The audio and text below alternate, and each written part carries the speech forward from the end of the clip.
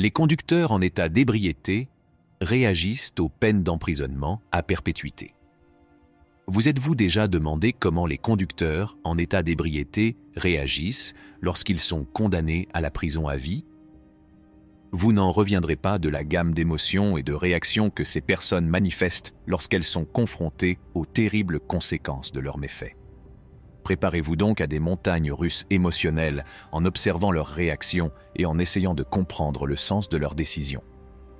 Eileen Alderete. Eileen Alderete, une habitante de Las Vegas, a été condamnée à une peine de 26 ans de prison pour avoir provoqué une collision mortelle à grande vitesse en état d'ivresse. L'accident a tragiquement coûté la vie à un enfant de 8 ans et laissé ses parents gravement blessés. Madame Alderete roulait à 103 km/h lorsqu'elle a percuté le véhicule de la famille. Les analyses toxicologiques ont révélé qu'elle était sous l'influence de stupéfiants au moment de l'accident.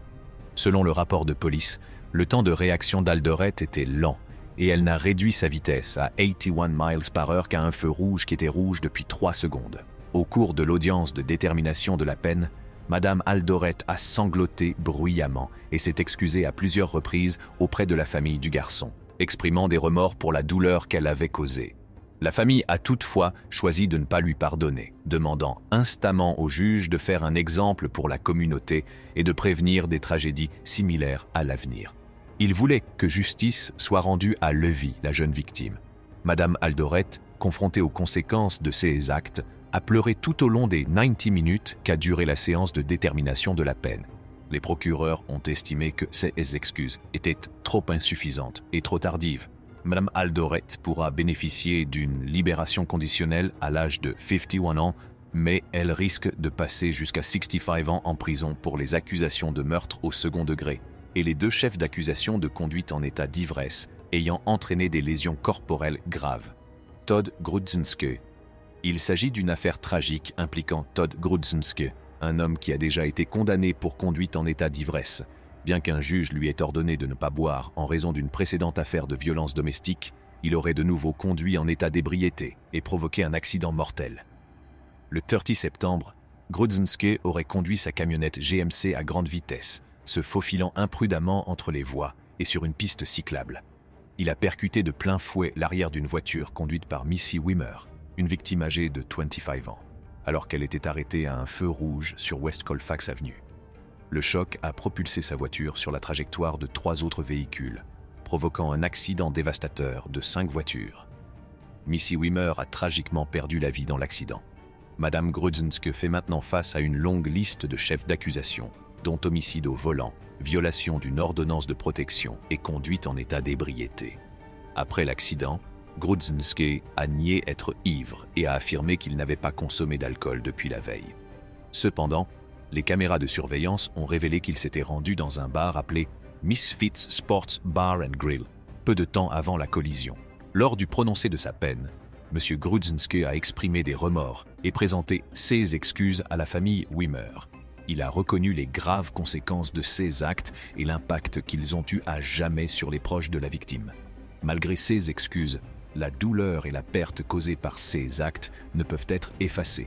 Grudzinski risque maintenant une peine d'emprisonnement à vie pour ces actes, ce qui reflète la gravité de ses infractions répétées de conduite en état d'ivresse et les conséquences dévastatrices de son dernier acte. Cette affaire rappelle tragiquement les dangers de la conduite en état d'ivresse et la nécessité de prendre des mesures plus strictes pour empêcher les récidivistes de mettre des vies innocentes en danger. Ashley Freeman. En 2018, Ashley Freeman a été impliquée dans une collision tragique à Santee. Conduisant sous influence et du mauvais côté de la route, elle a causé la mort d'un homme.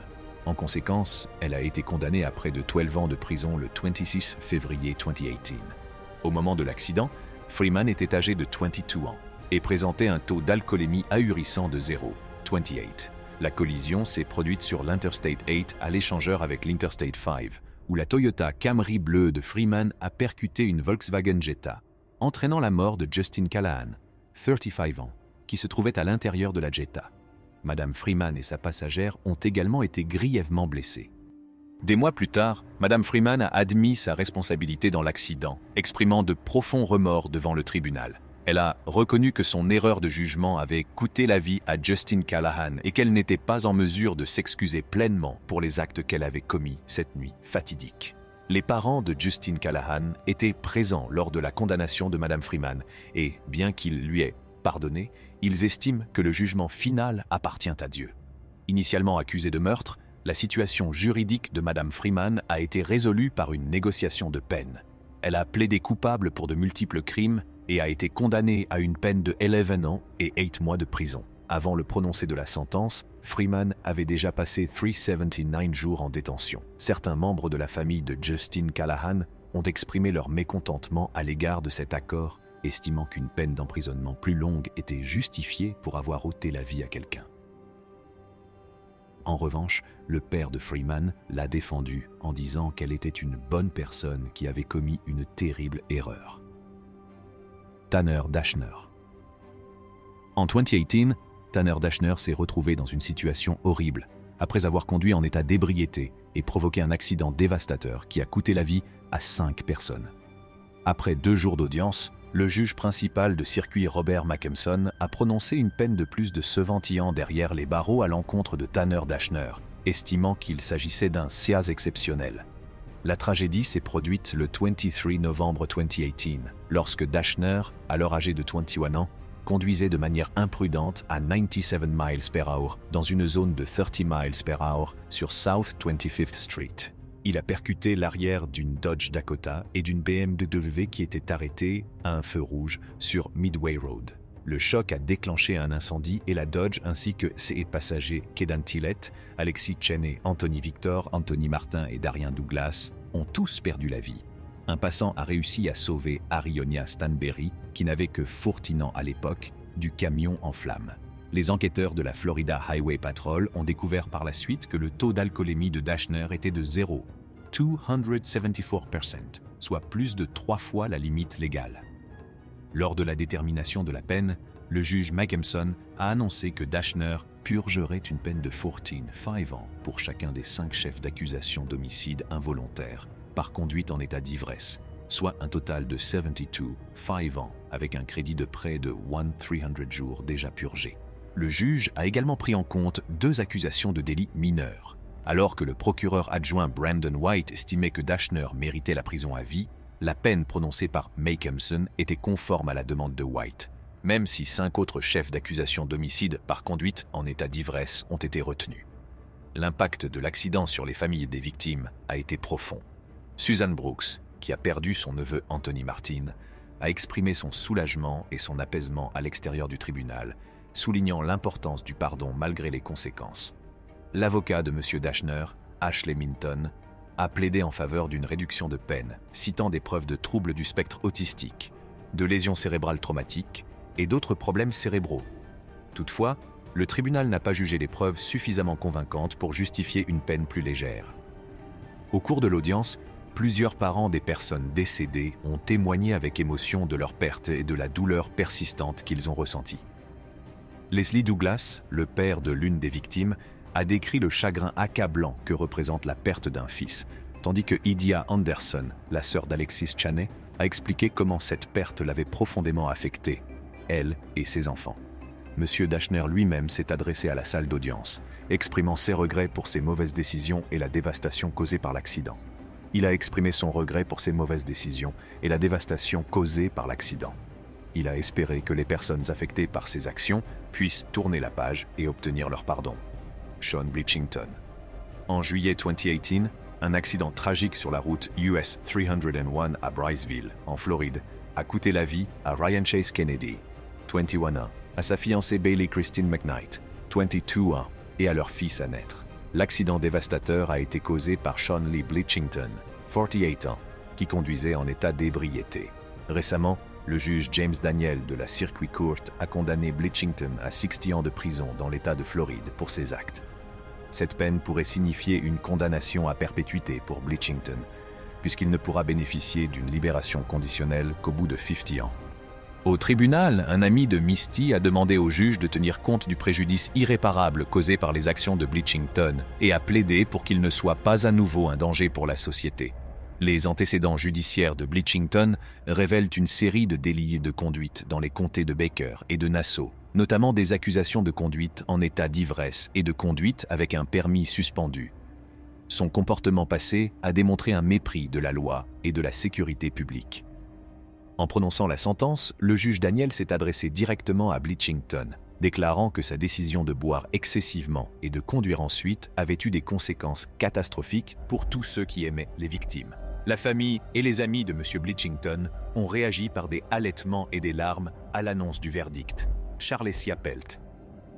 À Détroit, un incident tragique s'est produit sur 7 Mile Road et a laissé la communauté en état de choc et de deuil.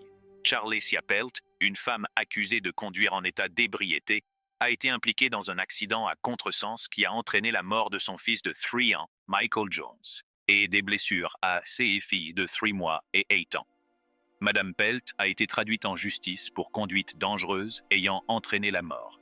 3 chefs d'accusation de maltraitance d'enfants au second degré et 3 chefs d'accusation de conduite en état d'ébriété occupant. Un mémorial pour le jeune Michael a été érigé à l'intersection de 7 Mile Road et de Hayes Street, et les émotions sont vives parmi les habitants qui ont du mal à accepter ce qui s'est passé. Selon des témoins et des preuves vidéo, Madame Pelt roulait à vive allure sur 7 Mile Road, dans la mauvaise direction, et aurait utilisé son téléphone portable en conduisant. Elle est passée à côté d'un policier de Détroit avant que la collision ne se produise au niveau de Hayes Street. Michael, qui était assis dans un siège auto, a été éjecté du véhicule et, tragiquement, la camionnette de sa mère l'a écrasé.